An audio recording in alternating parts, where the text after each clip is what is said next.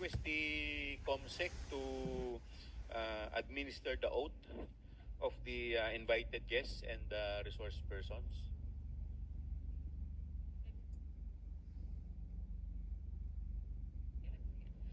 Thank you, Your Honor. To all the resource persons invited, kindly stand up and raise your right hand, please. Representatives and resource persons from the Office of the Vice President, COA, and DBM po. Thank you, ma'am. Mr. Chair, Yes, the Honorable yes, Vice when you President. sent a letter to the Office of the Vice President, you attached a copy of the rules Okay. in aid of legislation. Yes po. Yes, sir. Nakalagay po doon na witnesses lang po ang ino-oath. Sabi niyo po ngayon sa amin, resource persons kami. Ang ano po, considered as resource person po. Ang ano po. Kayo po. Kaya nga po. Yes po. Lahat po ino-oath po. Yes. Apo. Nakalagay po sa rules ninyo, witnesses. Nakalagay po dito ngayon sa table, resource persons. Lahat po considered as resource person and witness. Lahat po naman kayo, lahat resource person pa eh. Wala pa naman po tayong tinatawag na, lahat po considered as resource person pa lang po. Right. Opo. Ang nasa rules ninyo, witnesses lang po ang nag-o-oath. Wala po kayong rules sa resource persons.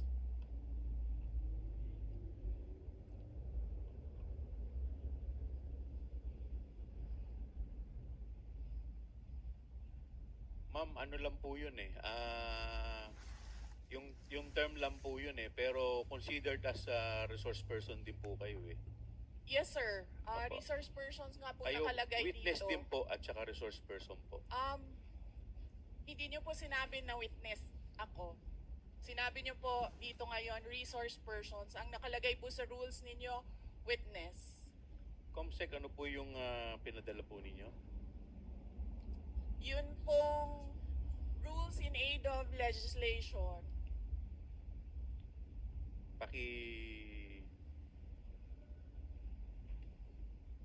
Mr. Chair, point of order. What is the point of order of the Honorable Congressman This issue about Macapagal? witness, resource person, etc., etc. Ma'am, pakilakas lang po, hindi po marinig. Persons and accused has been taken up in previous legislative inquiries in aid of legislation. I want to quote a December 8, 2008 hearing in the Senate where Senator Miriam Defensor Santiago had an opinion on a similar situation, but she quoted a Supreme Court ruling. So,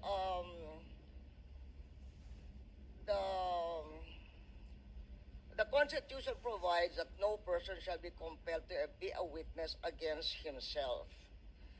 The Supreme Court has repeatedly emphasized that there is a difference between a mere witness and the accused.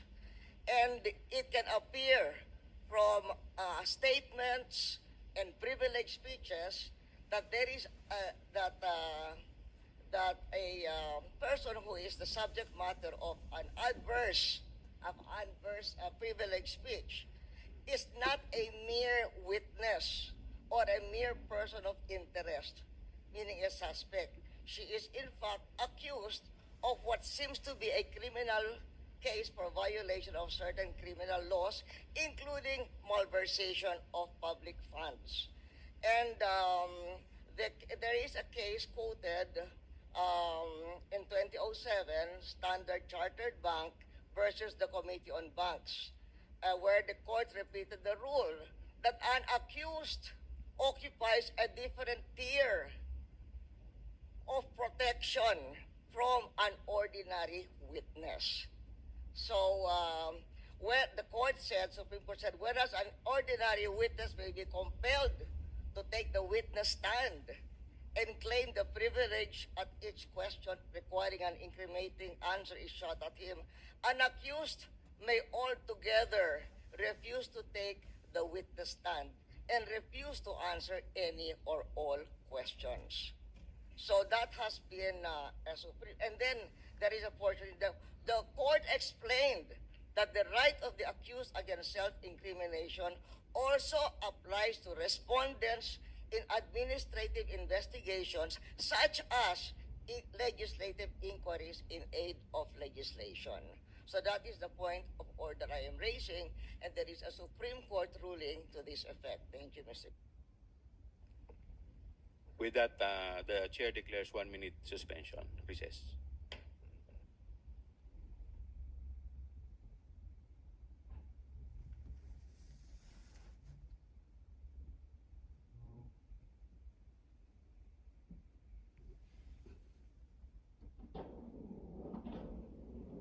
Hearing resumes.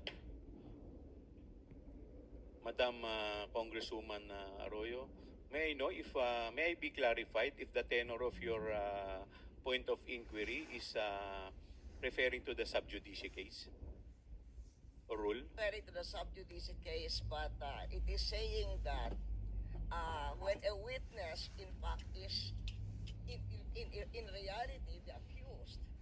Ma'am, pakilakas po ng konti. Medyo hindi ko po... What he's saying is that if by the nature, for instance, of the privileged speech, if the witness is not a mere but the person being asked is not a mere witness or a mere person of interest, he is in fact the accused of what seems to be a case including malversation of public funds. And the court repeated the rule that an accused occupies a different tier of protection from an ordinary witness. So from given what Miriam Defensor Santiago said and the Supreme Court ruling that she's quoting, we cannot we cannot just trivialize. Kasi you're just a witness. You're a witness. Pareho na rin yung witness and source person. They are not the same. The Supreme Court says they are not the same. And somebody who appears to be the accused has a different tier of protection from a witness. And in fact, can refuse to take the witness stand. Congressman Flores, you're recognized. Mr. Chair, this is an inquiry in aid of legislation and no one is technically accused of any wrongdoing here, Mr. Chair.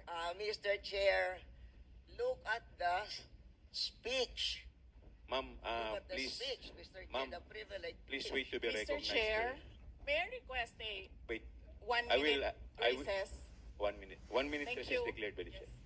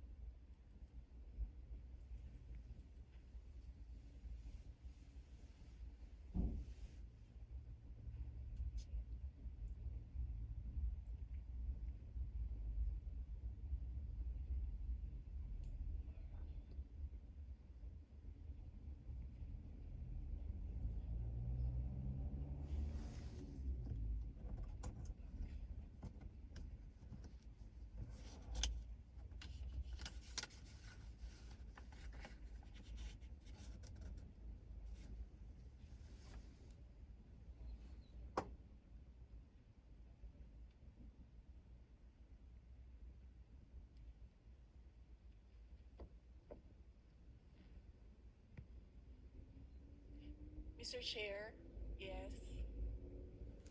Mr. Chair, Session resumes. Mr. Chair, may I speak? You will be given the opportunity later, Okay. Madam Vice President. In any event, the point of the Honorable Arroyo is well taken, but we will proceed to the oath taking. If the Vice President refuse to take her oath, we will respect that.